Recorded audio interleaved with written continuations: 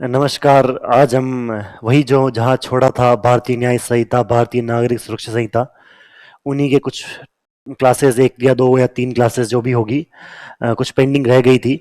हालांकि मेरे विचार में मैंने समझा था कि आप डायरेक्ट नोट से भी पढ़ सकते हैं, पर बहुत सारे मैसेजेस मिले थे इस रिगार्डिंग कि आप सर क्लासेस कंटिन्यू कीजिए। कुछ कारणों से, पर्सनल रीजंस की वजह से मैं कहीं बाहर था, उस वजह से कंटिन्यू कर नहीं पाए। हालांकि अब जब वैकेंसी में भी 2 महीने ही रह गए हैं, यूं कहें कि 45 दिन के आसपास ही रह गए हैं, और हमारे सामने अब ये चुनौती है कि आरपीएससी के द्वारा जो मापदंड डिसाइड किए गए हैं और आरपीएससी जो हमसे चाहती है, हम उससे ज्यादा परफॉर्म कर पाए। कि मिनिमम मिनिमम 40% का जो 36% या 40% जो आपके दिमाग में हर दिन घूमता रहता है कि क्या जीके में हम इतने परसेंट भी ला पाएंगे या नहीं ला पाएंगे। क्योंकि माहौल भी ऐसा ही बना हुआ है कि लोग आपको यूट्यूब, इंस्टाग्राम, टेलीग्राम, हर सोर्स के थ्रू डराने का काम तो बिल्कुल करते ही है कि आरपीएससी कुछ भी पूछ सकती है, आरपीएससी है, ऑथेंटिक सोर्स है, ये है वो है। चलो हम भी मानते हैं कि आरपीएससी कुछ भी पूछ सकती है, पर उस कुछ में भी हमें कुछ ना कुछ तो आना ही चाहिए।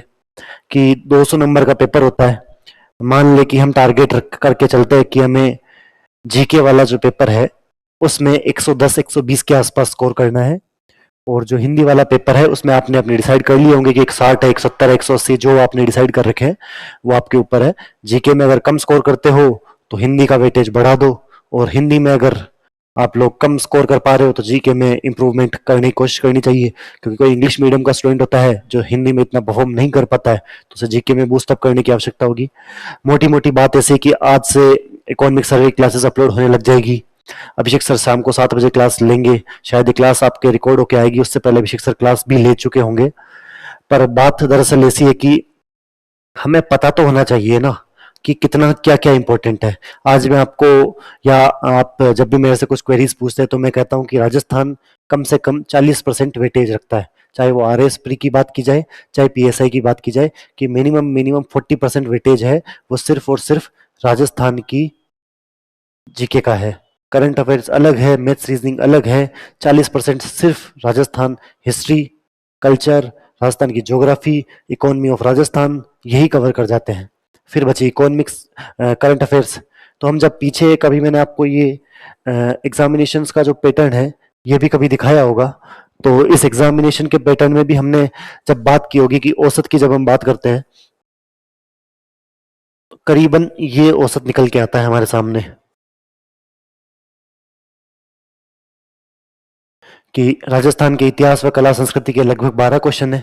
अगर राजस्थान के इतिहास व कला संस्कृति के 12 क्वेश्चन है, इसमें से हम खुद से भी कुछ उम्मीद रख सकते हैं ना कि हम कितने क्वेश्चन करेंगे। चलो पहले हम सिर्फ राजस्थान राजस्थान की बात करें, तो राजस्थान में 12 इधर, राजस्थान के भूगोल के 9 इधर, राजस्थान की पॉलिटी के 9, और राजस्थान की अर्थव्यवस्था के 8। अगर हम इन्हीं को जोड़े, 9 9 18, 30 और 38 क्वेश्चन, मतलब लगभग लगभग 40% सिर्फ और सिर्फ राजस्थान की जीके ही है। और हम उसे राजस्थान की जीके को कितना समय दे रहे हैं वो भी पता होना चाहिए। साथ ही साथ ये भी पता होना चाहिए कि जो राजस्थान की इतिहास व कला है, उसमें से कला में से कितने प्रश्न हैं, इतिहास में से कितने प्रश्न हैं, इतिहास में मध्यकालीन इतिहास से कितने प्रश्न हैं, मॉडर्न से कितने प्रश्न हैं, और एंशिएंट से कितने प्रश्न हैं। प्रश्न कितने हैं और किस प्रकार के हैं ये भी पता होना चाहिए। क्योंकि आरपीएससी एक साल में करीबन 200 से 220 पेपर करवाती है, जिसमें से 40 से 45 पेपर जीके के होते हैं। अब उन 40 से 45 क्वेश्चन पेपर्स को हम देखें या एनालिसिस करें कि किस किस प्रकार के क्वेश्चंस आ रहे हैं, तो हमारे ये एनालिसिस करना भी आसान हो जाएगा कि कला संस्कृति में हमें क्या पढ़ना है, हमें राजस्थान की हिस्ट्री में क्या पढ़ना है, मॉडर्न हिस्ट्री में ज़्यादा इंपॉर्टेंट क्या है। मैं ये कतई नहीं कहता कि आप किसी सब्जेक्ट को इग्नोर कर दे या उसे पढ़े नहीं, पढ़े, पर किसी चीज के 2 रिवीजन लगा रहे हैं तो जो ज्यादा इंपॉर्टेंट चीज है उसके 4 रिवीजन लगाए जाए, 5 रिवीजन लगाए जाए, क्योंकि वहां से प्रश्न आने की संभावनाएं भी ज्यादा होती है। जब हम देखते हैं कि 38 प्रश्न सिर्फ और सिर्फ राजस्थान के जीके के हो जाते हैं, और जब भारत की बात करें तो भारत से 5 प्रश्न हमें इंडिया की हिस्ट्री के देखने को मिलते हैं। भारत के भूगोल और विश्व के भूगोल के 9 प्रश्न है, इंडियन पॉलिटी के 9 प्रश्न है, भारतीय अर्थव्यवस्था के हमें 8 प्रश्न देखने को मिलते हैं, और विज्ञान एवं प्रौद्योगिकी के 13 प्रश्न है। यहाँ भी मैं कहना चाहूंगा कि विज्ञान एवं प्रौद्योगिकी के यहाँ भी प्रश्न हमें अधिक देखने को मिलते हैं। अगर इन्हीं को जोड़ा जाए तो 18 5 23 31 और लगभग 44 प्रश्न यहाँ हमें देखने को मिल जाता है। मतलब साइंस को हम इंडिया के जीके में मान नहीं सकते। साइंस को अगर हटा दे तो इंडिया का जीके में 9, 5, 14 और 23, 31 क्वेश्चन, मतलब 38 क्वेश्चन राजस्थान की जीके के और 31 क्वेश्चन इंडिया की जीके के और 13 क्वेश्चन साइंस एंड टेक्नोलॉजी के। तो यही हमारा डिस्ट्रीब्यूशन हो जाता है कि हम कितना समय किसे दे रहे हैं। यहाँ इंडिया की हिस्ट्री को कितना समय दे रहे हैं, वही इंडिया की पॉलिटी को कितना समय दे रहे हैं, इंडिया की ज्योग्राफी को कितना समय दे रहे हैं, वो हमें पता होना चाहिए कि हम ज्योग्राफी कितना समय दे रहे हैं, पॉलिटी कितना समय दे रहे हैं। जितना समय हम देंगे उसी हिसाब से आएंगे। अब हम बात करें, क्योंकि हमारे पास समय बहुत कम बचा है, शायद 40-45 दिन बचे हैं, और 40-45 दिन में आप 2 से 3 रिवीजन आपको अभी लगाने चाहिए। अगर हम सिर्फ इंडियन ज्योग्राफी की बात करें या वर्ल्ड ज्योग्राफी की बात करें, तो इंडियन और वर्ल्ड ज्योग्राफी के नोट्स मात्र दोनों मिला के मात्र 100 या 110 पेज के होंगे आपके पास एसआई से रिलेटेड। उन 100 या 110 पेज में से आपके 9 प्रश्न आ रहे हैं और इंडिया की हिस्ट्री से 5 प्रश्न आ रहे हैं। इग्नोर करने वाली बात है नहीं, क्योंकि आप अगर इंडिया की हिस्ट्री छोड़ जाते हैं तो 40% वाली बाधा भी हमें पार करनी है। परंतु इंडियन हिस्ट्री के अगर 2 रिवीजन लग रहे हैं तो इंडियन ज्योग्राफी के 3 रिवीजन लगने चाहिए। यहाँ मैं किसी भी सब्जेक्ट को छोड़कर जाने की बात कतई नहीं कह रहा हूँ, मैं सिर्फ मल्टीपल रिवीजन्स को बढ़ाने की बात कर रहा हूँ कि इंडियन ज्योग्राफी जहाँ 110 पेज की है वहीं हमारी हिस्ट्री 300 पेज की है। 300 पेज को पढ़ने में हमें कितना समय लगेगा और 110 पेज को पढ़ने में हमें कितना समय लगेगा। अगर उन्हीं 110 पेज को हम 3 बार पढ़ ले, उतनी में एक बार इंडिया की हिस्ट्री होती है, जिसमें से 5 क्वेश्चन आ रहे हैं और इंडियन ज्योग्राफी में से 9 क्वेश्चन आ रहे हैं और 110 पेज है। वहीं अगर हम इंडियन पॉलिटी की बात करें, इंडियन पॉलिटी भी ज्यादा 200 पेज के आसपास है और रिलेवेंट काफी है कि कैशवन भारती केस क्या है, मिनरल मिल्स केस क्या है, 24वें संविधान संशोधन से क्या हुआ था, 42वें संविधान संशोधन में कौन कौन सा लिखा हुआ है, 44वें संविधान संशोधन में कौन सा लिखा हुआ है। तो अगर हम इस मोटे मोटे रोड मैप को देखें तो भी हमें पता लग सकता है कि हम किस तरह से कहाँ स्कोर कर सकते हैं। जब मैं क्लासेस में कितनी बार कहता हूँ कि हमारी सबके कुछ स्ट्रेंथ होती है और हमारी सबकी कुछ वीकनेस होती है। मान लीजिए मेरी स्ट्रेंथ है पॉलिटी, ज्योग्राफी, राजस्थान की हिस्ट्री, तो मैं मेरी स्ट्रेंथ को इतनी मजबूत करना चाहता हूं कि आसपास मेरे लोग ना रहे। वहीं दूसरी बात करें तो मेरी कुछ कमजोरियां भी होगी। मान लीजिए मुझे इंडिया की हिस्ट्री नहीं आती है, तो मुझे एटलीस्ट बेसिक इतना तो होना चाहिए ना कि जो बाकी लोग स्कोर कर रहे हैं उनके बराबर आऊं। मतलब मैं मेरी कमजोरी को दूसरे एवरेज लोगों के बराबर ले आऊं और मेरी मजबूती है उसे मैं इतना आगे ले जाऊं कि मेरे आसपास कोई न रहे। यही तो है कॉम्पिटिटिव एग्जाम। जब आपके पास 900 सीट है, जिसमें से भी अलग अलग बाइफर्केशन करके आपके पास शायद 500 सीटें बचेगी, 500 सीटें में अगर हम लोगों से आगे नहीं निकलेंगे तो हमारा सिलेक्शन कैसे हो पाएगा।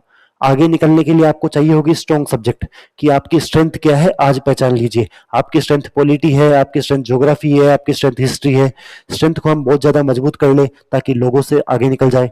वहीं दूसरी बात, हमारी वीकनेस को हम लोगों के बराबर ले आए ताकि जो दूसरा आदमी जो प्रश्न सही कर रहा है वो तो हमारा कम से कम सही हो। आपने भी कितनी बार सुना हो कि कुछ प्रश्न ऐसे आते हैं जो किसी को नहीं आ रहे होते, उससे कोई फर्क नहीं पड़ता, वो किसी को नहीं आ रहे, वो मेरे डिसाइड नहीं करेंगे।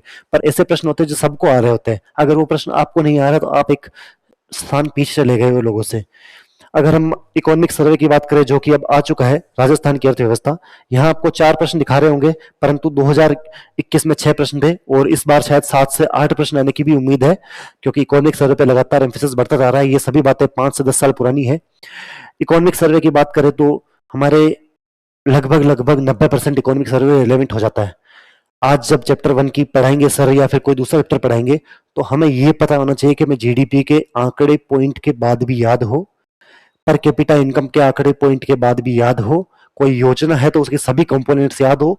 कभी मैंने एसआई टेलीकॉम का पेपर सॉल्यूशन करवाया था, तो एसआई टेलीकॉम के पेपर सॉल्यूशन में एक प्रश्न आया था, डॉक्टर भीमराव अंबेडकर दलित प्रोत्साहन योजना के बारे में असत्य कथन बताइए। पहला उसमें ऑप्शन था ये 18 से 45 वर्ष के आयु वर्ग के लोगों के लिए है। दूसरा प्रश्न था कि इसमें 8%, 6% और 8%, 6% और 5% की ब्याज दरों से ऋण दिया जाता है। तीसरा ऑप्शन था इसमें 25 लाख, 1 करोड़, 5 करोड़ का क्रमशः ऋण दिया जाता है। चौथा ऑप्शन था कि इसमें 25 लाख रुपए तक का अनुदान दिया जाता है। बताइए इनमें से कौन सा विकल्प गलत है। विकल्प नंबर 2 गलत है। विकल्प नंबर 2 आपको तब गलत लगेगा जब आपने इकोनॉमिक सर्वे की योजना बिल्कुल माइन्यूट डिटेल्स के साथ पढ़ ली होगी, कि आपने सब कुछ पढ़ लिया है तो आपका इकोनॉमिक सर्वे में से एक भी प्रश्न गलत नहीं होगा। मैं काफी 1-1.5 साल पहले जब हमारा आरएसपी का पेपर हुआ था, आज से लगभग 1 साल पहले 2 फरवरी को, उसमें मैंने कट ऑफ से 2 गुना मार्क्स इसलिए स्कोर किए क्योंकि मैंने मेरी स्ट्रेंथ जो है इकोनॉमिक सर्वे, वहां से एक प्रश्न भी गलत नहीं होने दिया। इंडिया की पॉलिटी है, वहां से एक प्रश्न भी गलत नहीं होने दिया। इंडिया वर्ल्ड की ज्योग्राफी है, राजस्थान की ज्योग्राफी है, वहां से एक भी प्रश्न गलत नहीं होने दिया। जब लगभग हम 30% 40% चीजों पे इस प्रकार मास्टरी कर लेते हैं कि वहां से हमारा एक भी प्रश्न गलत नहीं होगा, तो अपने आप आपका स्कोर बूस्ट हो जाएगा। आप भी यही कीजिएगा, अपनी स्ट्रेंथ पहचान लीजिएगा। यहाँ अगर मोटी मोटी बात करें तो हम इस पेपर में, जब मैंने आपको 110 के आसपास के नंबर की जिक्र किया, तो हम 110 के आसपास आराम से स्कोर कर सकते हैं कि हम इन 12 क्वेश्चंस में से कम 7-8 क्वेश्चन तो यहाँ पे कर ही सकते हैं राजस्थान हिस्ट्री और कल्चर के। वहीं बात करें तो इंडिया की हिस्ट्री है, 3 प्रश्न आराम से कर सकते हैं। भारत और विश्व का भूगोल 9 प्रश्न आते हैं, यहाँ मैं कहूंगा आप 9 में से 9 भी कर सकते हैं। अब ये हमारे ऊपर है कि हम कितने मल्टीपल रिविजन लगाते हैं, किस प्रकार से नोट्स याद है। क्योंकि मुकेश सर ने तो आपको ट्रिक बना बना के याद करा दिया उस समय, तो आज भी आपको वो ट्रिक याद है क्या? आज भी आपको याद है क्या दुर्ग दस्तर बस्तर दंतेवाड़ा की बात की जाती है? इसके अलावा आपको आज भी याद है क्या कि अपलेशन माउंटेन की कौन सी है, रॉयल बेटा कौन सा है, रॉकीज कहाँ है, एंडरसन कहाँ है, ये सभी बातें आपको पता है क्या? कैनेडियन रॉकी कौन सी है, आल्प्स माउंटेन में कहां पर स्थित है? सर ने तो उस समय याद करा दिया था, आपको भी आज के समय याद होनी चाहिए सभी चीजें। तो यहाँ से आप पूरे से पूरे प्रश्न कर सकते हैं। वहीं राजस्थान की ज्योग्राफी की बात करें तो यहाँ भी आप पूरे में से पूरे प्रश्न कर सकते हैं। यहाँ पर आपके गलत होने ही नहीं चाहिए।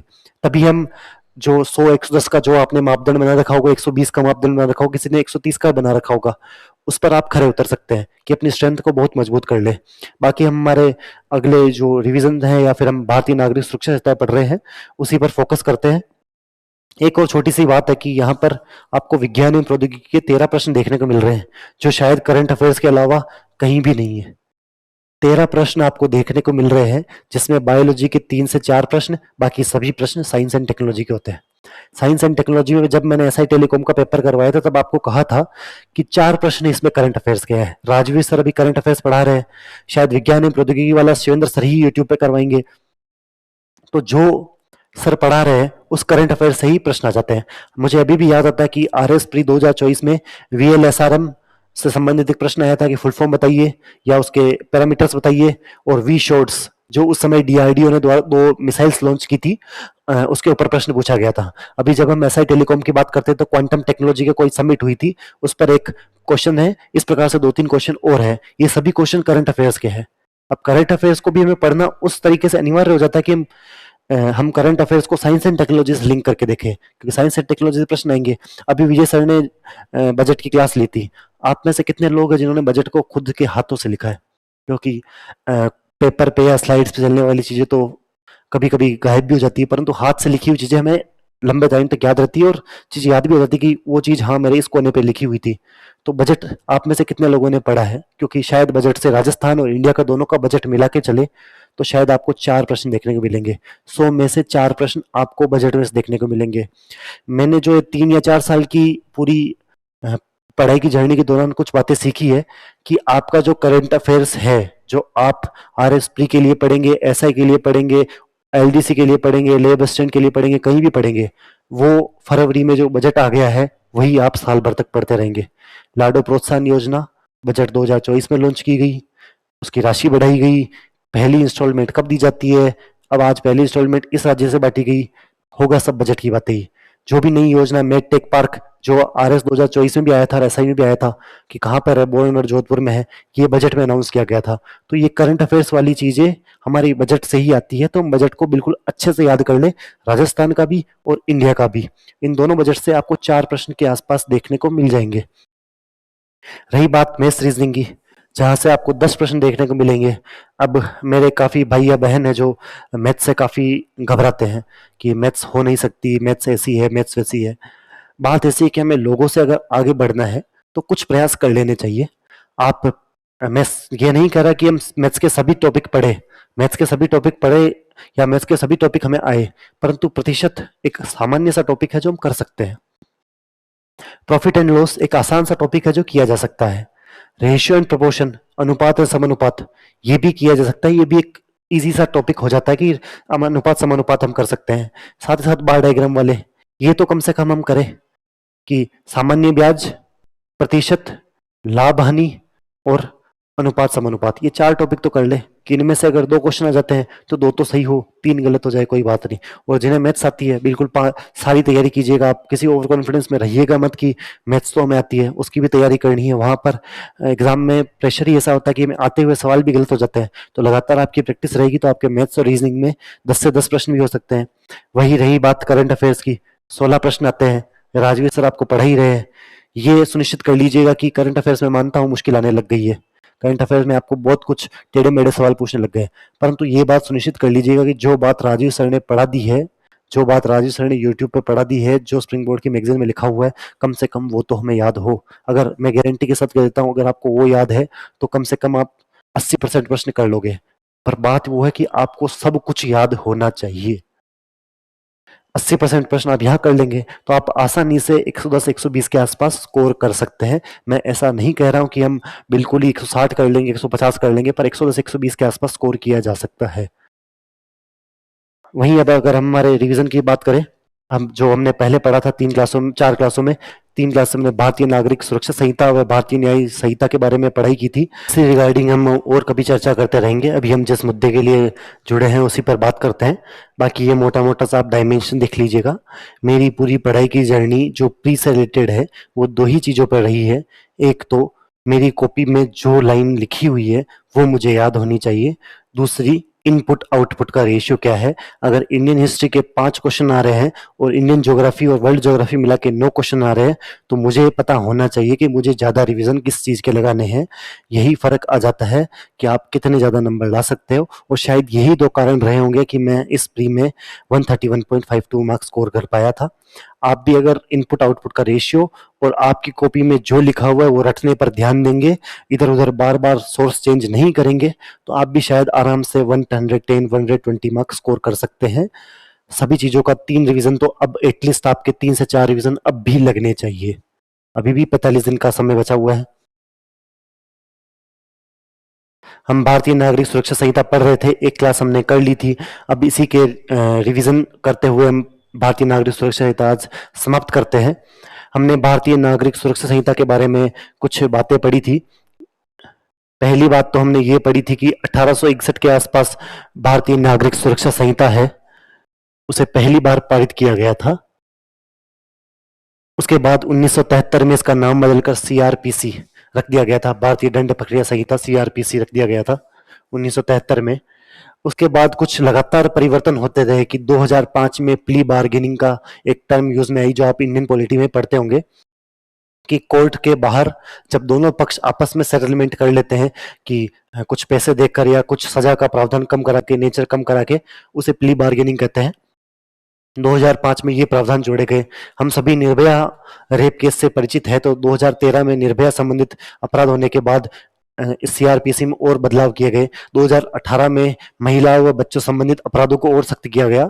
सरकार को लगातार जरूरत महसूस होती रही, इसीलिए भारतीय नागरिक सुरक्षा संहिता 1973 की जगह प्रतिस्थापित कर 2023 में लाई गई। बाकी सब बातें हमने पढ़ी ली थी। आपको अगर भारतीय न्याय संहिता का रिवीजन करना है तो आप पिछली वाली वीडियो देखकर रिवाइज कर लेना, फिर से स्टार्ट कर लेना, ताकि एक कंटिन्यूटी बनी रहेगी, क्योंकि काफी लंबा ब्रेक आ चुका था इस दौरान। यहाँ पर प्ली बार्गेनिंग मतलब याचिका सौदेबाजी।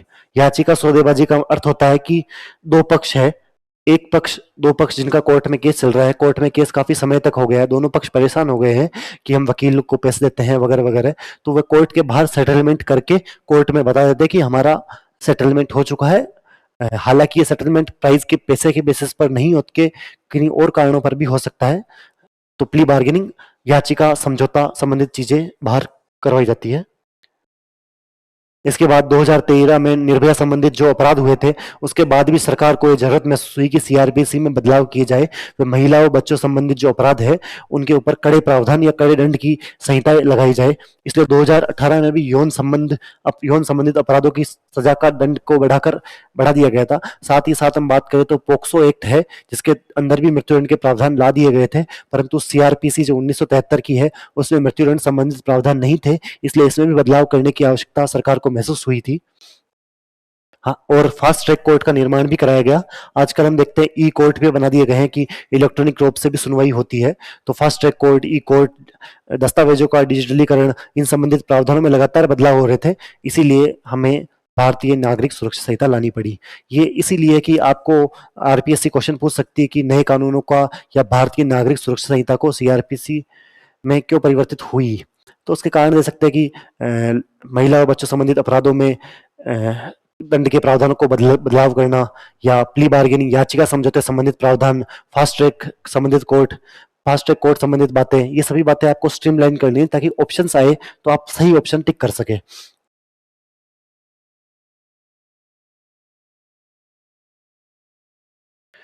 हमने ये पहले ही पढ़ा था कि विचाराधीन कैदियों की हिरासत, मैंने आपको उस समय भी बताया था कि एक कैदी है, मान लीजिए मैं हूँ, 5 साल की सजा होने का प्रावधान है, 3 साल मैंने जेल में ही गुजार लिए है, फिर 3 साल जब जेल में गुजारे तब तक सिर्फ कोर्ट में केस चल रहा था, कोर्ट ने डिसीजन नहीं दिया कि मुझे 5 साल की सजा होगी, 10 साल की होगी, 15 साल की होगी। 3 साल अगर कोर्ट जेल में ही गुजार लिए है, फिर कोर्ट ने निर्णय दिया कि इन्हें 5 साल की ही सजा होगी, तो मुझे सिर्फ 2 साल ही और जेल में निकालने हैं, 3 साल पहले के काउंट कर लिए जाएंगे। परंतु ये संबंधित चीजें दो मापदंडों पर नहीं होगी। पहला है दंडनीय अपराध के रूप में आजीवन कारावास। अगर यदि मुझे आजीवन कारावास घोषित किया जाता है तो वो 3 साल जो मैं जेल के अंदर निकाले हैं वो काउंट नहीं होंगे।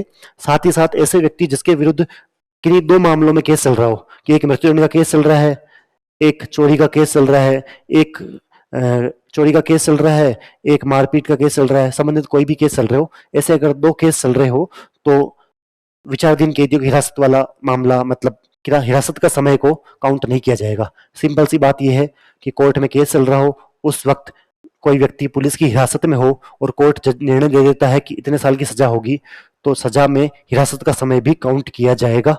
परंतु 2 मामलों के अंदर हिरासत वाले समय को सजा में काउंट नहीं किया जाएगा।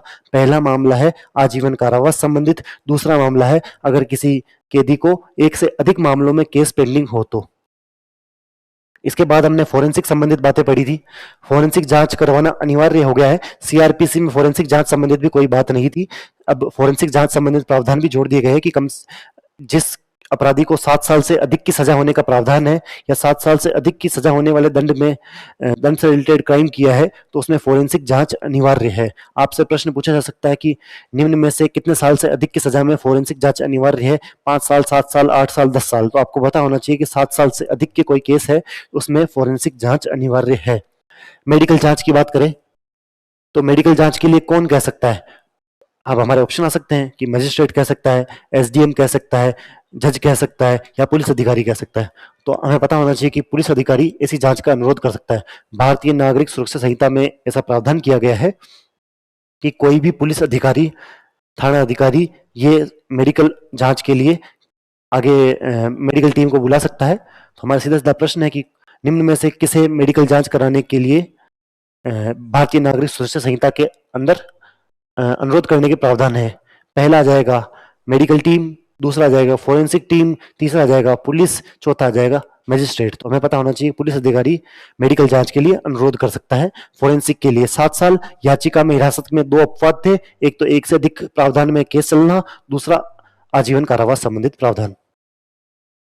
हस्ताक्षर और उंगलियों के निशान। हस्ताक्षर और उंगलियों के निशान प्रावधान पहले भी थे कि कभी आपने आर्टिकल नंबर 22 पढ़ा हो, आर्टिकल 20 पढ़ा हो, नो सेल्फ इंक्रिमिनेशन पढ़ा हो कि व्यक्ति अपने स्वयं के खिलाफ कोई गवाही नहीं दे सकता। परंतु उस समय आपने ऐसा भी पढ़ा होगा कि व्यक्ति अपने ब्लड सैंपल देने से या फिंगरप्रिंट देने से मना नहीं कर सकता। हालांकि भारतीय नागरिक सुरक्षा संहिता एक स्टेप आगे जाते हुए गवाह है या फिर कोई अन्य लोग हैं जिनके ऊपर केस नहीं चल रहा है, उनके भी उंगलियों के निशान या हस्ताक्षर संबंधित प्रावधान, हस्ताक्षर संबंधित बातें ले सकती है। जैसे कि भारतीय नागरिक सुरक्षा संहिता में उंगलियों के निशान और आवाज के नमूनों को सम्मिलित कर लिए गए हैं। ये इन व्यक्तियों के से एकत्रित करने की अनुमति देता है जिसे गिरफ्तार नहीं किया गया है। मतलब कि जिन लोगों को गिरफ्तार नहीं किया गया है उनसे भी उनके आवाज के नमूने, वॉइस सैंपल्स ले सकते हैं, उनके उंगलियों के निशान ले सकते हैं, उनसे हस्ताक्षर करवा सकते हैं। गवाहों की सुरक्षा संबंधित बात हमने पहले भी पढ़ा था। गवाहों की सुरक्षा संबंधित जो बातें हैं, जो मापदंड है, वो राज्य सरकार बनाएगी। हमें प्रश्न आ सकता है कि गवाहों की सुरक्षा प्रदान करने के लिए भारतीय नागरिक सुरक्षा संहिता ने निम्न में से किन्हें चिन्हित किया गया है? केंद्र सरकार, राज्य सरकार, केंद्र सरकार व राज्य सरकार दोनों, या पुलिस अधिकारी। तो हमें पता होना चाहिए कि राज्य सरकार को गवाहों की सुरक्षा के लिए चिन्हित किया गया है। इसमें भारतीय गवाह संरक्षण योजना बनाने जाने का प्रस्ताव रखा गया है। गवाह संरक्षण योजना राजस्थान सरकार, मध्य प्रदेश सरकार, महाराष्ट्र सरकार, सभी सरकारें अपने अपने लेवल पर बनाएगी, अपने राज्य के स्तर पर।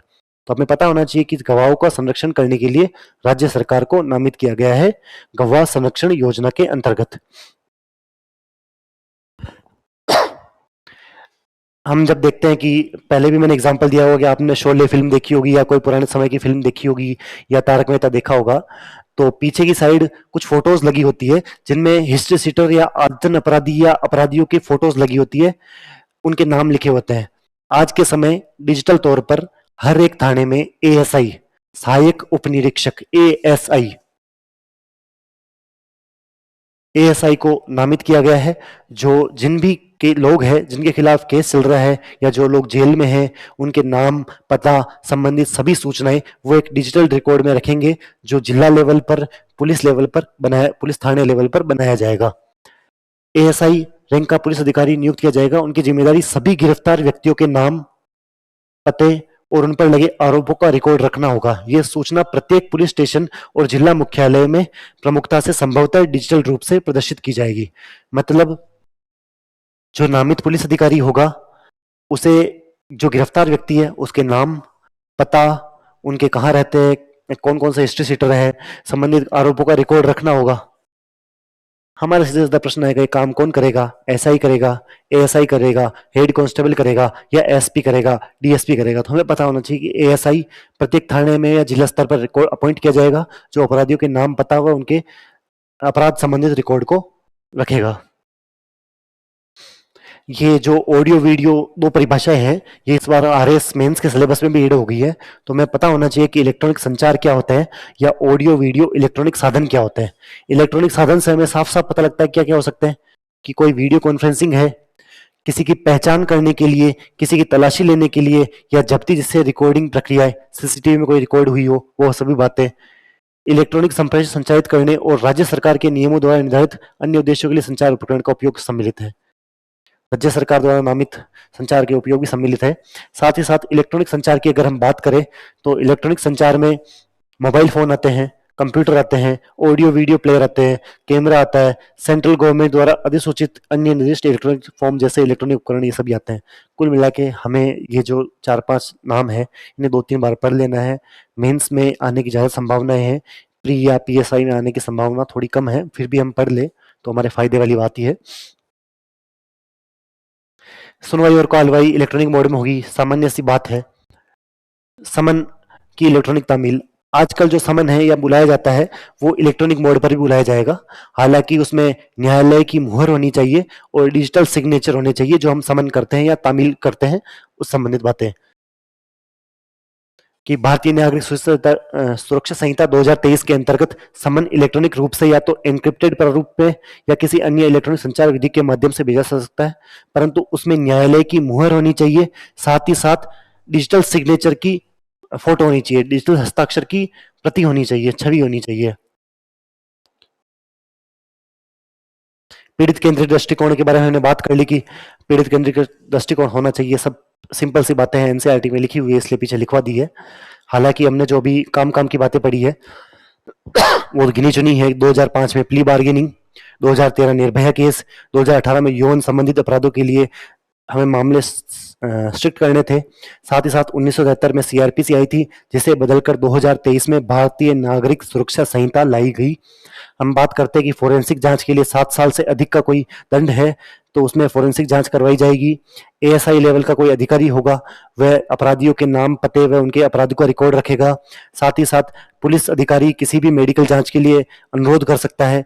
गवाहों या फिर अन्य लोगों के भी आवाज के सैंपल, हस्ताक्षर या उंगलियों के निशान लिए जा सकते हैं।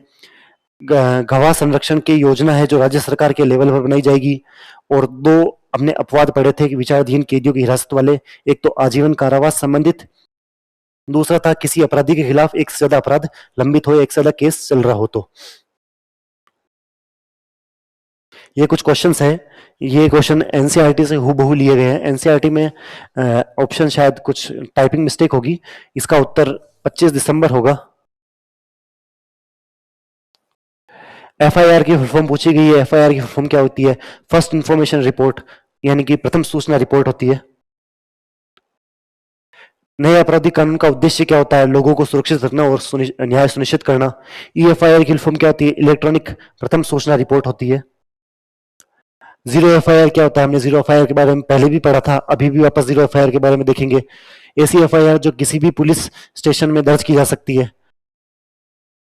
भारतीय नागरिक सुरक्षा संहिता के अंतर्गत संज्ञेय अपराध क्या है? अब ये बातें हो जाती है कि संज्ञेय अपराध क्या है और असंज्ञेय अपराध क्या है। संज्ञेय अपराध वो होते हैं जिसमें पुलिस बिना वारंट के गिरफ्तार कर सकती है। ये कोई गंभीर अपराध जैसे रेप का केस हो गया, टेररिज्म संबंधित हो गया, एसिड अटैक हो गया, इनमें पुलिस बिना वारंट के गिरफ्तार कर सकती है। जबकि असंज्ञेय अपराधों में पुलिस को अपना गिरफ्तार करने के लिए गिरफ्तारी वारंट लाना होता है। दो बात पूछ सकते हैं कि संज्ञेय अपराध में क्या होते हैं, संज्ञेय अपराध कौन से होते हैं। ये का ही हूबहू क्वेश्चन आ सकता है कि ऐसे अपराध जिसमें बिना पुलिस बिना वारंट के गिरफ्तार कर सकती है, वो संज्ञेय अपराध होते हैं। असंज्ञेय अपराध कौन सा होता है? जिसमें पुलिस को गिरफ्तार करने के लिए वारंट की आवश्यकता होती है। गैर संज्ञेय अपराध क्या होते हैं? ऐसे अपराध जिसमें पुलिस को वारंट की आवश्यकता होती है। असंज्ञेय अपराध में पुलिस को वारंट की आवश्यकता नहीं होती है, बिना वारंट के गिरफ्तार कर सकते हैं। वारंट क्या होता है? वारंट होता क्या है कि किसी किसी प्राधिकरण द्वारा जारी किया गया रिट या आदेश। आर्टिकल 32 में हम देखते हैं कि कोर्ट रिट जारी करता है। उन संबंधित सभी प्रावधान जो है वो वारंट संबंधित कहलाता है कि वहां कोर्ट रिट जारी करता है। यहाँ पर कोई भी पुलिस अधिकारी वारंट जारी कर सकता है। एक प्रश्न ये भी आ जा सकता है कि निम्न में से कौन वारंट जारी करता है? मजिस्ट्रेट करता है, पुलिस अधिकारी करता है, या फिर तहसीलदार करता है, एसडीएम करता है? तो वारंट पुलिस अधिकारी जारी करता है। और वारंट का मतलब क्या होता है? किसी प्राधिकरण द्वारा जारी किया गया रिट या आदेश। कि वारंट जारी किया जाता है, रिट जारी किया जाता है, आदेश जारी किया जाता है कि निम्न लोगों को वारंट से अरेस्ट करके बुलाया जाए। अरेस्ट वारंट आया है, रिट आई है, आदेश आया है, पुलिस के द्वारा आदेश है कि इन्हें अरेस्ट किया जाए। संबंधित सभी प्रावधान है। ये सीधा सा क्वेश्चन है, इसमें कोई देखने वाली बात ही नहीं है। ये क्वेश्चन भी एक इंपॉर्टेंट हो जाता है कि वारंट जारी कौन करता है? तो कोई भी पुलिस अधिकारी वारंट जारी कर सकता है।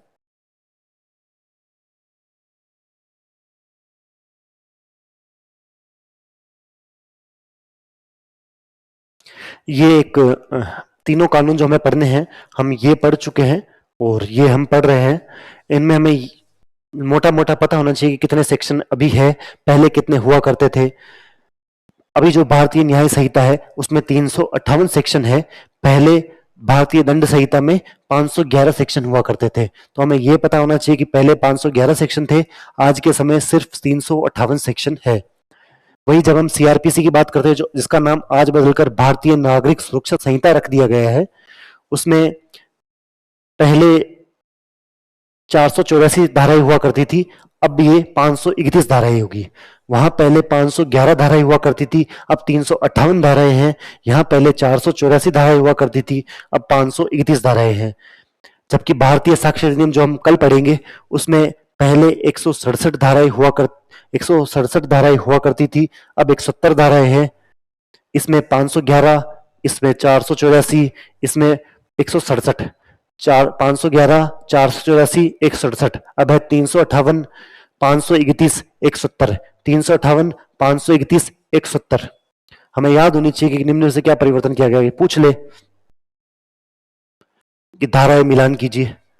इधर लिख दे बीएनएस, इधर लिख दे बीएनएसएस, इधर लिख दे भारतीय साक्ष्य अधिनियम। अब मिलान में पूछ ले कि 170, 358 और 531 मिलान कीजिए। अब पता होना चाहिए हमें। ये हमें नए कानूनों के अनुसार है। पुराने कानूनों के अनुसार क्या होगा कि सीआरपीसी, भारतीय दंड संहिता आईपीसी और भारतीय साक्ष्य अधिनियम इंडियन एविडेंस एक्ट, कि निम्न में से कितनी धाराएं किसमें होगी? 511, 170 और यहां की 484। 484 में से 22 का स्क्वायर भी है। अब मिलान कीजिए कि कौन सा किसमें है। ऐसा प्रश्न भी आ सकता है। तो हमें धाराएं पता होनी चाहिए कि लगभग किसमें कितनी धाराएं हैं।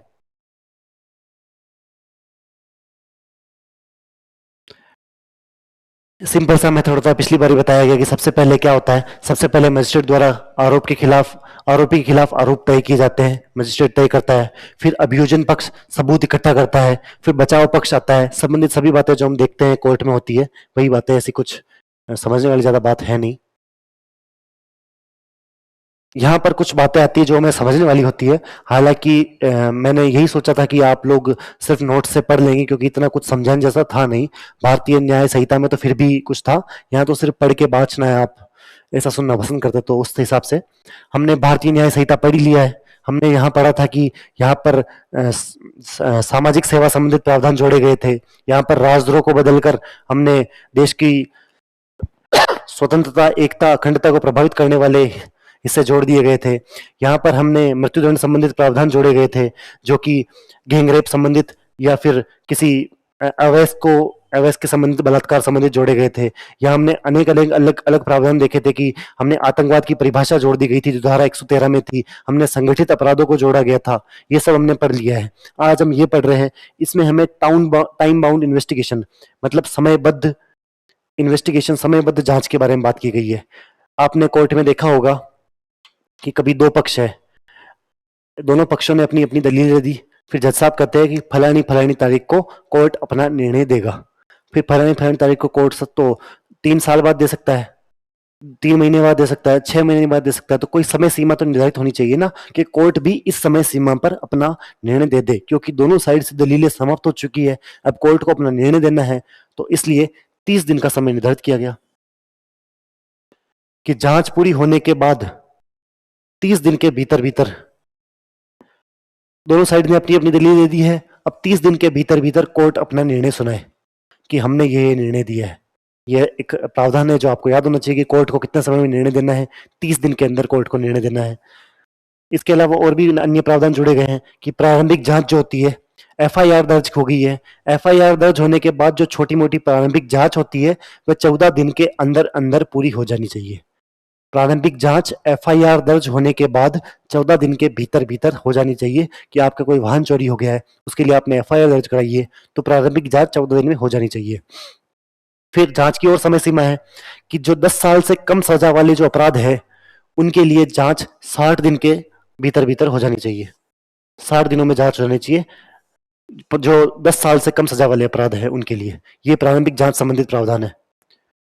10 साल से अधिक सजा वाले जो प्रावधान है उनमें 90 दिन के अंदर अंदर जांच हो जानी चाहिए। अभी तक हमने 3 जांचें देखी है। एफआईआर हो जाती है, उसके संबंधित जांच 14 दिन में हो जानी चाहिए। दूसरी बात, जांच की समय सीमा 10 साल से कम वाले अपराध है उनमें जांच 60 दिन के अंदर हो जानी चाहिए। 10 साल से अधिक सजा होने वाले दंड होते हैं उनमें जांच 90 दिन के भीतर भीतर हो जानी चाहिए।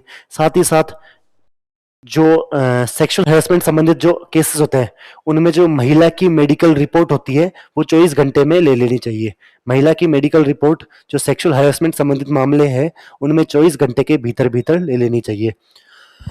प्रगति रिपोर्ट, पावती प्राप्त करना। आप पुलिस स्टेशन गए हो, आपने कोई केस दर्ज करवाया है, आप पुलिस स्टेशन में जो आपने केस दर्ज करवाया है उस संबंधित आप जाते हो और कहते हो कि मुझे मेरी रिपोर्ट दो कि मैंने मेरी साइकिल चोरी हो गई थी, उस संबंधित आपको एक एफआईआर दर्ज कराई थी।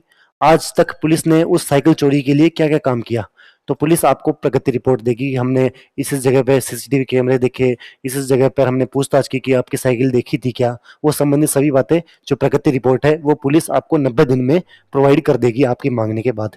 हमने यहाँ पर 2-4 बातें देखी है कि 30 दिन के अंदर अंदर कोर्ट को अपना निर्णय सुनाना होगा सभी दलीलें समाप्त होने के बाद। दूसरी बात, प्रारंभिक जांच है वो 14 दिन के भीतर भीतर हो जानी चाहिए। अगर कोई पुलिस में केस एफआईआर दर्ज होने के 14 दिन के बाद प्रारंभिक जांच हो जानी चाहिए। साथ ही साथ 10 साल से अधिक की कोई सजा है उसके लिए 90 दिन में जांच हो जानी चाहिए। 10 साल से कम की सजा का प्रावधान है उसमें 60 दिन में जांच हो जानी चाहिए। तीसरी बात कि यौन अपराध है उसमें महिला की जो मेडिकल रिपोर्ट है, महिला की जो मेडिकल जांच है वो 24 घंटे के भीतर भीतर हो जानी चाहिए।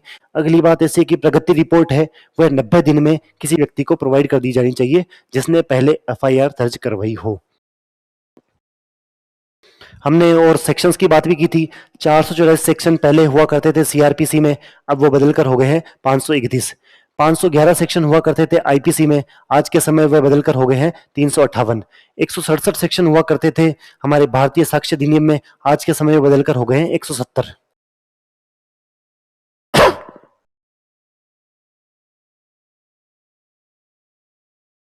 ये एक एनसीईआरटी में एक टेबल बनी हुई है कि एक तरफ लिखा हुआ है सीआरपीसी, एक तरफ लिखा है भारतीय नागरिक सुरक्षा संहिता। बहुत बड़ी सी टेबल है, अपने काम काम की चीजें जिन जिनको हम देख लेते हैं। हमारे पास वैसे भी समय कम बचा हुआ है और समय क्यों व्यर्थ किया जाना चाहिए। पहले आतंकवाद संबंधित प्रावधान नहीं जोड़े गए थे, भारतीय नागरिक सुरक्षा संहिता में वो जोड़े गए हैं। इसके अलावा संगठित अपराध, ऑर्गेनाइज्ड क्राइम, जो हमने धारा 111 व धारा 112 में पढ़ा था, वह संगठित अपराध भी पहले सीआरपीसी में नहीं थे, वह भी इस बार ही जोड़े गए हैं। मॉब लिंचिंग संबंधित प्रावधान जो हमने पहले भी देखे थे, मॉब लिंचिंग संबंधित प्रावधान भी इसी बार जोड़े गए हैं। तो ये कुछ चेंजेस हुए जो पहले सीआरपीसी में नहीं थे और बीएनएसएस में इनके लिए दंड की प्रावधान जोड़े गए, ये हमें पता होनी चाहिए।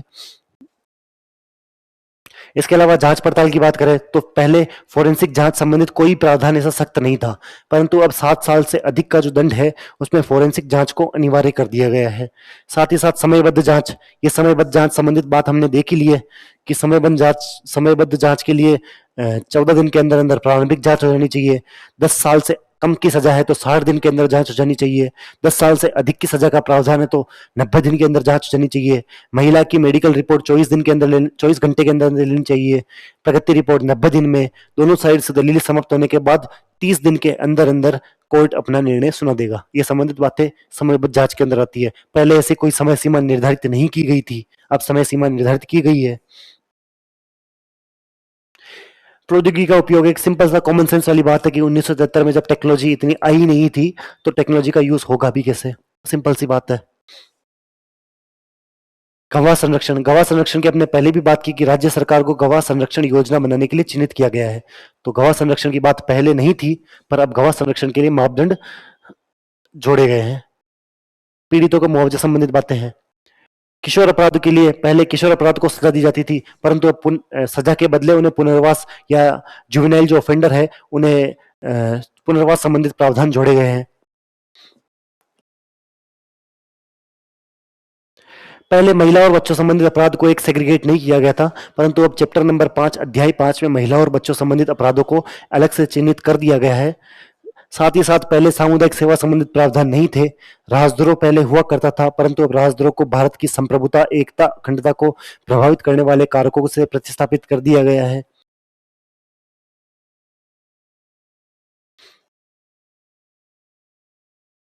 अभी कुछ और बदलाव किए गए जो हमें पता होने चाहिए। ये सभी ऐसी बातें हैं कि कुछ पढ़ाई जा नहीं सकती आपको कि समझा दी जाए।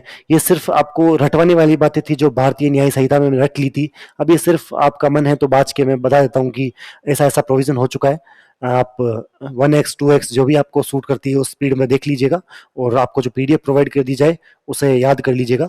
संबंधित कुछ बदलाव हुए थे। हमको पहले ही पता है कि टेक्नोलॉजिकल चेंजेस इस बार ही शामिल हुए, क्योंकि पहले 1973 संबंधित प्रावधानों में टेक्नोलॉजी थी ही नहीं, तो वहां पर चेंजेस किस प्रकार से हो सकेंगे।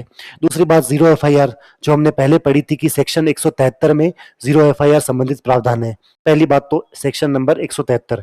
दूसरी बात, जीरो एफआईआर सिर्फ संज्ञेय अपराधों में ही हो सकती है, कि कोई संज्ञेय अपराध है जिसे हम किसी भी पुलिस थाने में रिकॉर्ड करा सकते हैं। जीरो एफआईआर सिर्फ संज्ञेय अपराधों के लिए ही होगी धारा 173 में। हालांकि जीरो एफआईआर के संबंधित और भी बहुत सारे बातें आगे लिख रखी है, वो हम जीरो एफआईआर के समय और पढ़ेंगे कि 30 दिन के अंदर या 3 दिन के अंदर हस्ताक्षर करना अनिवार्य है, संबंधित सभी चीजें। स्पष्ट समय सीमा हमने देख ही ली है। ये पीड़ितों के लिए सुरक्षा के लिए भारतीय न्याय नागरिक सुरक्षा संहिता, ये पीड़ितों की जांच हेतु प्रगति रिपोर्ट, प्रगति के बारे में मैंने देख लिया कि 90 दिन के अंदर अंदर पावती या प्रगति रिपोर्ट देनी होगी कि एफआईआर संबंधित बातें उन्होंने क्या क्या की है, वही बात है।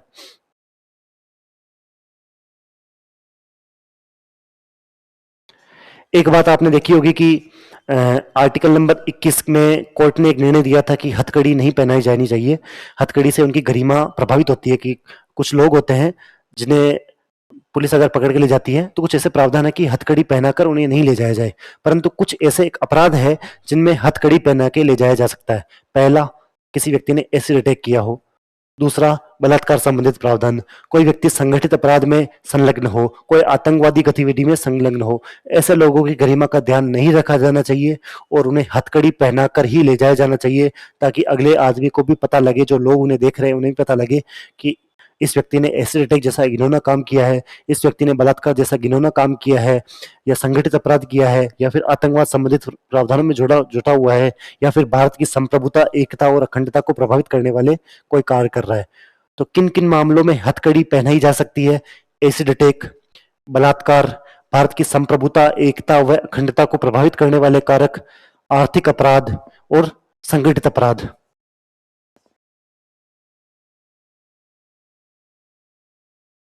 डिजिटल संबंधित सभी, डिजिटलीकरण हो चुका तो डिजिटल संबंधित सभी बातें हैं। टेक्नोलॉजी आप जब भी आए, सब मान लेना कि सब चीजें टेक्नोलॉजी में शामिल कर दी गई है। जब हम भारतीय साक्ष्य अधिनियम पढ़ेंगे तो वह तो पूरा टेक्नोलॉजी पर ही डिपेंडेंट है, कि वहाँ सब कुछ डिजिटल कर दिया गया है, डिजिटल सिग्नेचर हो गए, डिजिटल आपके फिंगरप्रिंट हो गई है। आजकल आप एग्जाम देने भी जाते हैं तो आपका फिंगरप्रिंट को वहां लगाकर वेरीफाई करते हैं कि आप वही हो, कि संबंधित वही सब साक्ष्य मान लिए गए, अब डिजिटल सिग्नेचर मान लिए गए उन सभी को।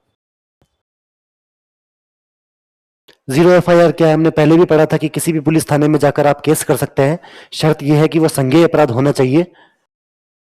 एफआईआर को 15 दिन के अंदर अंदर उस थाने में ट्रांसफर कर दी जाती है। जैसे कि मान लीजिए कि आपने बेंगलोर में कोई केस हुआ है, आपने उसकी सूचना जयपुर में दर्ज कराई है, जयपुर थाने में, तो 15 दिन के अंदर अंदर वह सूचना जयपुर थाने से आपके बेंगलोर थाने में ट्रांसफर कर दी जाएगी। ये भारतीय नागरिक सुरक्षा संहिता में जोड़ा गया है। अब हमें पता होना चाहिए कि कितने समय में जो जीरो एफआईआर संबंधित जो एफआईआर है वो ट्रांसफर संबंधित थाने में कर दी जाएगी। 10 दिन, 15 दिन, 20 दिन, 1 महीना। तो हमें पता होना चाहिए कि 15 दिन के अंदर अंदर वह संबंधित सूचना संबंधित थाने में ट्रांसफर कर दी जाएगी।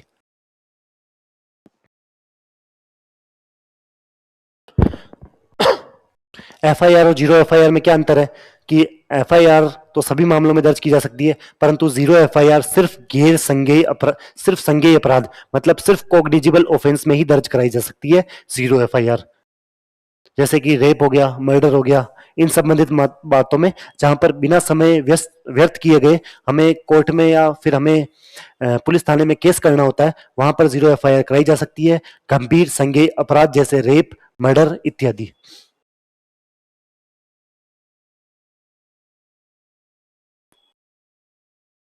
बाकी सभी बातें हमने देख ही ली थी। अब हमने यहाँ पर कुछ चीजें देखी, उनको वापस एक बार फटाफट से रिवाइज कर लेते हैं। हालांकि ऐसा कुछ ज्यादा काम का इतना था नहीं, परंतु 30 दिन के अंदर अंदर अगर दोनों पक्षों की दलील दे दी जाती है तो कोर्ट को 30 दिन के अंदर अंदर अपना निर्णय सुनाना होगा। बात नंबर 2 कि 14 दिन के अंदर अंदर प्रारंभिक जांच हो जानी चाहिए। अगर कोई केस है जिसमें 10 साल से कम की सजा है तो 60 दिन के अंदर अंदर उसकी जांच पूरी हो जानी चाहिए। 10 साल से अधिक की सजा का प्रावधान है तो 90 दिन के अंदर अंदर उसकी जांच हो जानी चाहिए। यौन संबंधित अपराधों में महिला की मेडिकल रिपोर्ट 24 घंटे के अंदर अंदर हो जानी चाहिए। पावती संबंधित किसी ने एफआईआर दर्ज कराई है, उन्हें उनकी प्रगति रिपोर्ट चाहिए तो 90 दिन के अंदर अंदर प्रगति रिपोर्ट दे दी जानी चाहिए। हमने 2005 में प्ली बार्गेनिंग या याचिका सौदेबाजी के संबंधित बात की थी। 2013 में हमने निर्भया केस संबंधित बात की थी। उसके अलावा जब हम दूसरी बात करते हैं तो 7 साल से अधिक का कोई मामला है तो उसमें फोरेंसिक जांच संबंधित बात है। एएसआई लेवल का अधिकारी होगा जो अपराधियों के नाम, पते व उनके संबंधित सभी रिकॉर्ड रखेगा। मेडिकल के लिए कोई भी पुलिस अधिकारी अनुरोध कर सकता है। वारंट कौन जारी कर सकता है? तो पुलिस अधिकारी जारी करता है। वारंट क्या होता है? रिट या आदेश होता है। दूसरी बात कि संज्ञेय अपराध क्या होते हैं? संज्ञेय अपराध वो अपराध होते हैं जिनके लिए वारंट की आवश्यकता नहीं होती है। असंज्ञेय अपराध वो अपराध होते हैं जिनके लिए वारंट की आवश्यकता होती है। और हमने 2-4 बातें इसी प्रकार की है कि क्या 1973 में क्या फर्क था, आज क्या फर्क है। तो फोरेंसिक संबंधित बातें पहले नहीं थी, आज है। राजद्रोह को बदलकर आज हमने भारत की संप्रभुता, एकता, अखंडता की बातें ले ली है। साथ ही साथ संगठित अपराध को शामिल कर लिया गया है। संबंधित यही बातें हमने पढ़ी थी। आप एक बार फटा से आपकी इस क्लास को एंड होने के बाद पीडीएफ से फटाफट पढ़ लीजिएगा। एक छोटा सा टॉपिक है, आपका समय व्यर्थ ना हो और आप काम काम की चीजें पढ़ ले, इसलिए हम फास्ट रिवीजन कर रहे हैं। फास्ट रिवीजन की तरह ही इसे तेजी से पढ़ रहे हैं।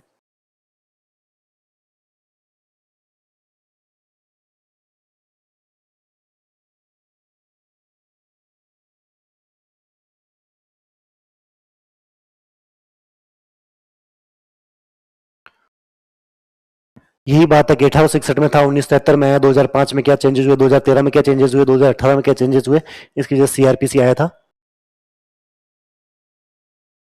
ये संज्ञेय अपराध और गैर संज्ञेय अपराध की डेफिनेशन है कि संज्ञेय अपराध वे गंभीर अपराध होते हैं जिसमें पुलिस को वारंट बिना गिरफ्तार करने की अनुमति होती है, जबकि गैर संज्ञेय अपराध कम गंभीर होते हैं और गिरफ्तार करने के लिए वारंट की आवश्यकता होती है।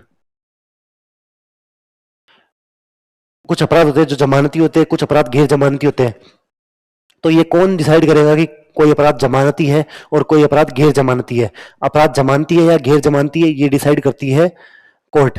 कोर्ट डिसाइड करता है कि कोई भी अपराध जमानती है, कोई अपराध गैर जमानती है। एक हमने चीज देखी थी, भूल गया था रिवीजन के टाइम, कि किसे हथकड़ी पहनाकर ले जाया जा सकता है। तो acid attack, rape, economic offence, आर्थिक अपराध, टेररिज्म, भारत की संप्रभुता, एकता, अखंडता को प्रभावित करने वाले जो कारक होते हैं, उन लोगों को हथकड़ी पहनाकर ले जाया जा सकता है। अब हम कुछ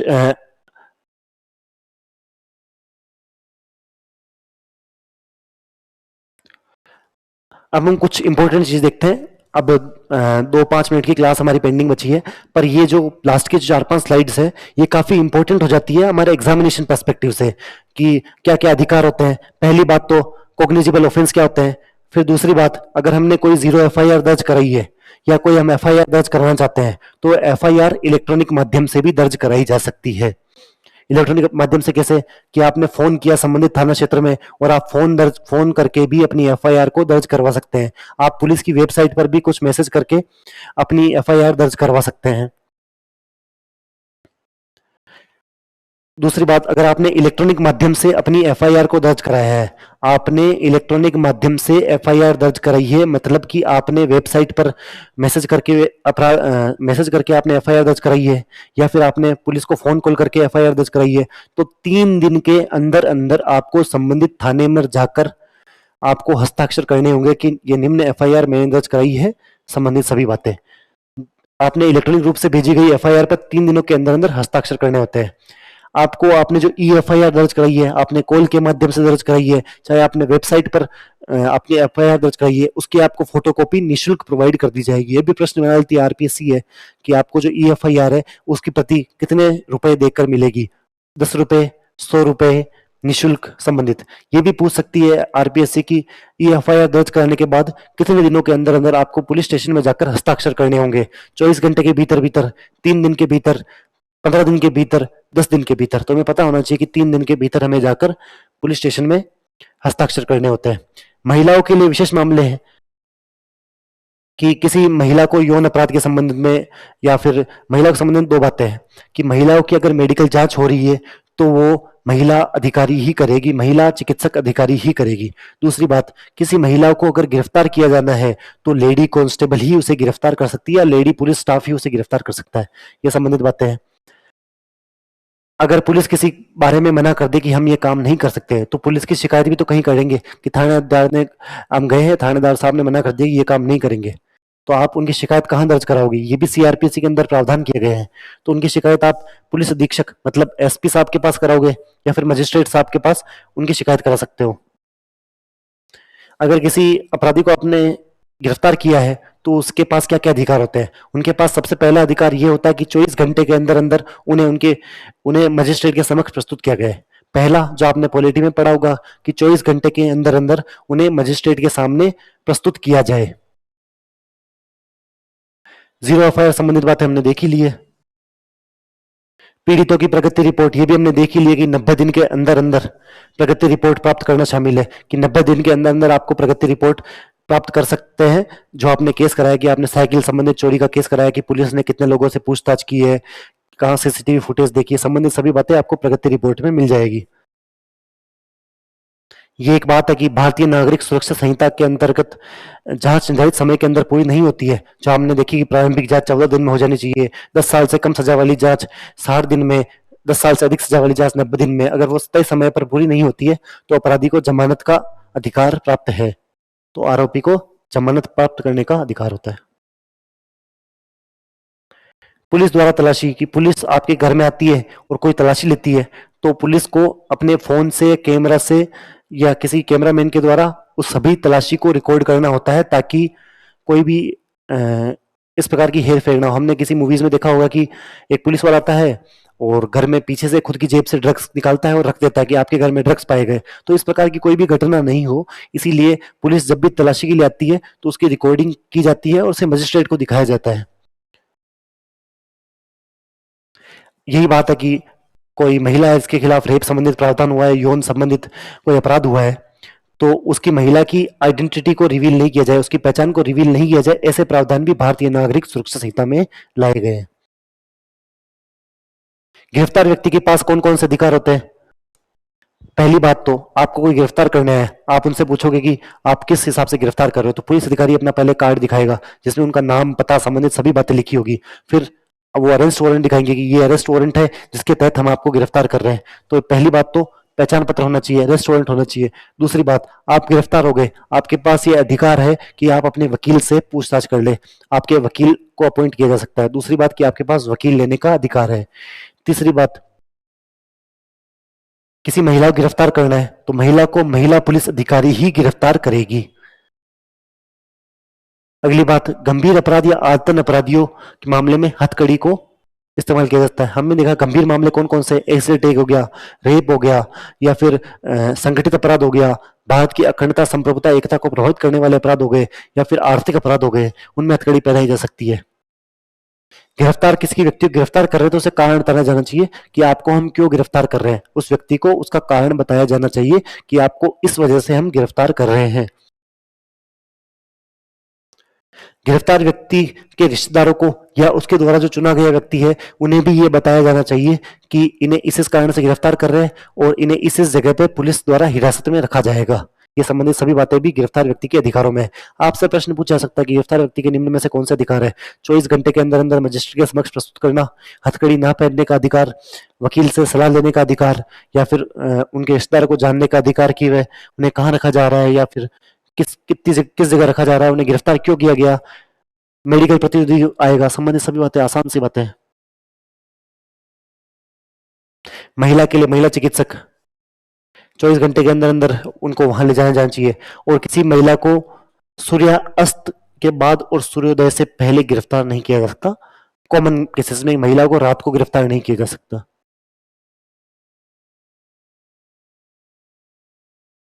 ये भी वही बात है कि किसी महिला को, महिला संबंधित कोई केस हो रखा है तो महिलाओं के खिलाफ अपराधों के लिए जांच सूचना दर्ज करने के लिए 60 दिनों के अंदर अंदर जांच पूरी हो जानी चाहिए। कि महिलाओं के लिए यौन संबंधित अपराध हो गए हैं तो उनकी पूरी जांच 60 दिन के अंदर अंदर पूरी होकर कोर्ट को निर्णय देना अनिवार्य होता है। हमने 2-4 बातें पढ़ी है अभी।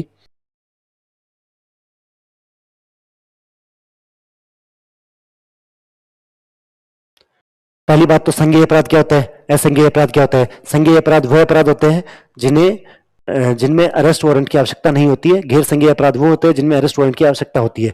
अरेस्ट वारंट जारी कौन करता है? तो पुलिस अधिकारी जारी करता है।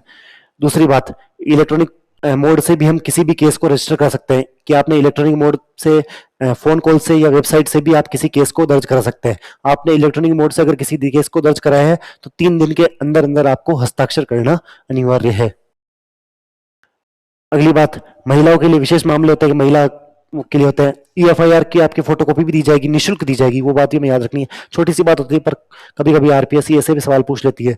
अगर पुलिस को आप कोई केस देते हैं और पुलिस आपका काम नहीं करती है, पुलिस के खिलाफ आपको शिकायत करनी होती है, तो किससे शिकायत करेंगे? SP साहब को करेंगे और मजिस्ट्रेट साहब को करेंगे। वही बात है, 24 घंटे के अंदर अंदर मजिस्ट्रेट के समक्ष प्रस्तुत किया जाना अनिवार्य है। 90 दिनों के अंदर अंदर प्रगति रिपोर्ट दे दी जाएगी। गिरफ्तार क्यों किया गया उसका अधिकार है। ID कार्ड होना चाहिए पुलिस वाले के पास, गिरफ्तार कर रहे हैं उनका। वकील की मांग करने का अधिकार भी होता है गिरफ्तार किए जा रहे व्यक्ति को। जब तक कोई व्यक्ति गंभीर परिस्थिति न हो, किसी महिला को महिला पुलिस अधिकारी द्वारा गिरफ्तार किया जाना चाहिए। सीधी सी बात है। हथकड़ी वाला आपको पता ही लग गया होगा, अब हथकड़ी वाला हो चुका है। जिस व्यक्ति को गिरफ्तार किया जा रहा है उसके रिश्तेदारों को उसे गिरफ्तार किए जाने वाली जगह और कारण के बारे में बताया जाना चाहिए। यही संबंधित हमने सभी बातें अभी देखी है। एक ये भी है कि कार्यकारी मजिस्ट्रेट के लिए कौन सी धारा है? तो धारा 10 से धारा 14 तक कार्यकारी मजिस्ट्रेट के संबंधित धारा है, अगर कहीं पूछ लिया जाए तो। इसके अलावा प्रश्न है, आसान से प्रश्न है। हालांकि मैं आपको एक बात बता दूं, भारतीय नागरिक सुरक्षा संहिता में समझने जैसा कुछ था नहीं, इसीलिए आपके शायद 13 पेज की पीडीएफ है, उन्हें उसे मैंने 40 मिनट या 30 मिनट में करने की कोशिश की है, क्योंकि आपका समय काफ़ी ज़्यादा इम्पोर्टेंट है, मूल्यवान है। अगर हम स्पीडी प्रोसेस से चलेंगे तो शायद आपको जो समझने वाली बात है वो समझ जाएंगे, बाकी सभी चीज़ें आप अपने स्तर पर पढ़ लीजिएगा। इतना ही होता है। जो चीज़ समझाने वाली होती है उसे समझाया जा सकता है, जो चीज़ रटाने वाली होती है उसे रटाया जा सकता है। पर आपकी काफ़ी डिमांड थी कि सर कराओ कराओ कराओ, तो यहाँ कुछ नहीं, बाँचने का काम होता है फिर। हालाँकि जो चीज़ें मैंने सभी चीज़ें स्किप की हैं, बाकी चीज़ें आप पढ़ लेना, जो चीज़ें मुझे लगी कि समझाई जानी चाहिए, जैसे हथकड़ी वाला हुआ, 14 दिन के अंदर-अंदर प्रारंभिक जाँच होनी चाहिए, 60 दिन के अंदर-अंदर 10 साल से कम वाली, 90 दिन के अंदर महिलाओं की मेडिकल जाँच कितने समय में हो जानी चाहिए, अपराधी के कौन-कौन से अधिकार होते हैं, इलेक्ट्रॉनिक एफआईआर कर रखी है तो 3 दिन के अंदर हस्ताक्षर करने होंगे, ज़ीरो एफआईआर क्या होती है, संज्ञेय अपराध क्या होते हैं, असंज्ञेय अपराध क्या होते हैं, वारंट क्या होता है, वारंट कौन जारी करता है, फोरेंसिक संबंधित जाँच कितने साल बाद होती है, एएसआई का काम क्या होता है, मेडिकल का अनुरोध कौन कर सकता है, इन संबंधित जो बातें थी इंपॉर्टेंट वो कर दी गई है। बाकी बातें आप सिर्फ एक रीडिंग लगा देना, और जो मैंने यहाँ कराया है उसकी 2-3 बार रीडिंग लगा देना, बस इतना ही करना होता है। अब संबंधित प्रश्न हम देख लेते हैं कि इसका प्राथमिक उद्देश्य क्या है। व्यक्तियों की सुरक्षा और साक्ष्य को बढ़ाना, to enhance security and safety of individual, सुरक्षा होगा यहाँ पे, सुरक्षा को बढ़ाना। भारतीय नागरिक सुरक्षा संहिता 2023 के क्रियान्वयन के लिए कौन सी सरकारी संस्था जिम्मेदार है? विधि एवं न्याय मंत्रालय। ये एज इट इज रट लेना है, क्योंकि ये एनसीईआरटी के पीछे लिखे हुए प्रश्न है, तो मैं इन्हें एज इट इज याद कर लेना है। Ministry of law and justice. Magistrate के आदेश के बिना किसी आरोप को अधिकतम कितनी अवधि तक पुलिस हिरासत में रखा जा सकता है? मजिस्ट्रेट की अनुमति के बिना 24 घंटे तक ही रखा जा सकता है। 24 घंटे के अंदर अंदर मजिस्ट्रेट के समक्ष प्रस्तुत किया जाना चाहिए, वही बात है। भारतीय नागरिक सुरक्षा संहिता 2023 के अंतर्गत शिकायत कौन दर्ज कर सकता है? तो कोई भी व्यक्ति शिकायत दर्ज कर सकता है। वारंट कौन जारी कर सकता है? तो पुलिस अधिकारी जारी कर सकता है। मेडिकल के लिए अनुरोध कौन कर सकता है? तो पुलिस अधिकारी कर सकता है। एएसआई क्या करता है? एएसआई गिरफ्तार व्यक्तियों के नाम पते संबंधित सभी जानकारी रखता है। वारंट क्या होता है? रिट या आदेश होता है। किस कानून को प्रस्तावित किया गया? ये 1973 होगा। समन क्या होता है? न्यायालय में उपस्थित होने का आदेश। आपने जब कभी स्टेट पॉलिटी पढ़ी होगी तब समन जारी किया जाता है, तहसीलदार भी जारी कर सकता है, एसडीएम भी जारी कर सकता है, वो संबंधित सभी बातें थी। अभी हमारे जितने भी भारतीय नागरिक सुरक्षा संहिता थी वह समाप्त हो चुकी है। ज्यादा इसमें ऐसा समझने जैसा कुछ था नहीं, रटने जैसा तो बिल्कुल भी था नहीं।